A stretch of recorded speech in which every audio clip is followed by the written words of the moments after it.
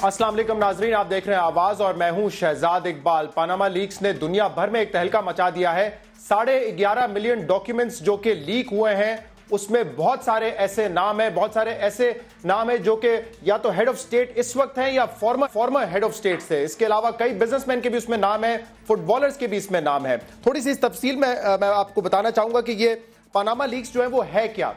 एक whistle blower के through एक जर्मन न्यूज़पेपर को ये लीक्स मिले थे, क्योंकि ये 11.5 मिलियन डॉक्यूमेंट से इसलिए मुश्किल था कि वो जर्मन न्यूज़पेपर अकेले इस पे काम कर सकता था। लिहाजा उन्होंने मदद दी international consortium of investigative journalists की, और फिर उन तमाम लोगों ने, तकरीबन 300 का नंबर फिगर दिया जा रहा है, जर्नलिस्ट ने इस पर काम किया। और इसके बाद कल हमने देखा कि दुनिया भर के अखबारात में इसकी तफसीलात जो है वो शाया की गई हैं।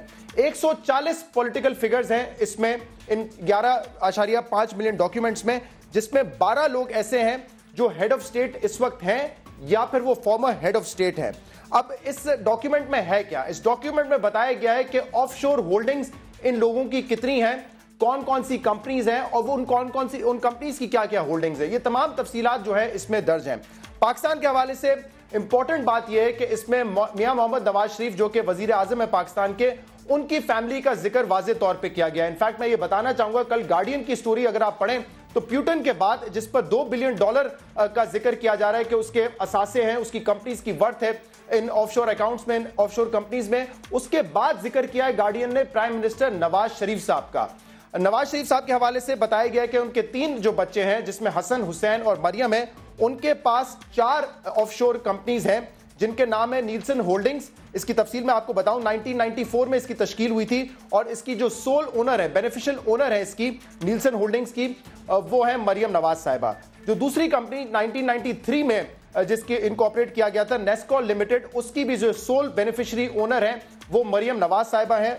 और अलावा जो दूसरी 2 कंपनीज है, उसमें एक कुंबर ग्रुप है जिसको ओन करते हैं हुसैन नवाज और मरियम नवाज, और जो चौथी कंपनी इसमें बताई गई है वो है हैंगऑन प्रॉपर्टी होल्डिंग लिमिटेड, जिसके जो ओनर हैं वो हैं हसन नवाज साहब, जो कि छोटे साहबजादे हैं नवाज शरीफ साहब के, और इसकी तश्कील हुई थी 2007 में। अब इन 4 कंपनीज ने मिलकर 6 प्रॉपर्टीज यूके में खरीदी है 2007 और 2008 के दरमियान। इसीलिए इशू पाकिस्तान में ज्यादा ये बना हुआ है कि मियां नवाज शरीफ साहब का नाम कैसे आ गया। इलीगल नहीं है, अगर आपके पास ऑफशोर कंपनी हो, इलीगल नहीं है, तब इसको तस्लीम करते हैं। लेकिन अब दुनिया भर में, अगर आप गूगल भी इसको कर सकते हैं, कि head of the states western world में भी सवाल उठा रहे हैं कि क्या ये एक इखलाकी तरीका है टैक्स को बचाने का। क्या अगर आप ऑफशोर कंपनी खरीदते हैं या रखते हैं, वो एथिकल है, वो मॉरल है या नहीं। और इस पे एक अब कंसेंसस है कि हाँ ये अनएथिकल है, और इस हवाले से अब काफी समिट्स भी हम देख रहे हैं कि दुनिया भर में हो रही हैं।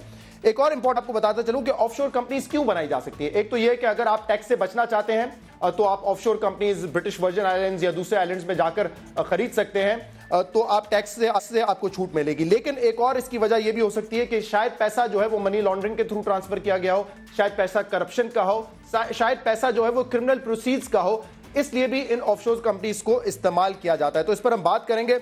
आज हम देखते रहे कि पूरा दिन जो है डरती रही PMLN इसको, और इमरान खान साहब भी इसमें कूद पड़े हैं और वो कह रहे हैं कि तहकीकात होनी चाहिए।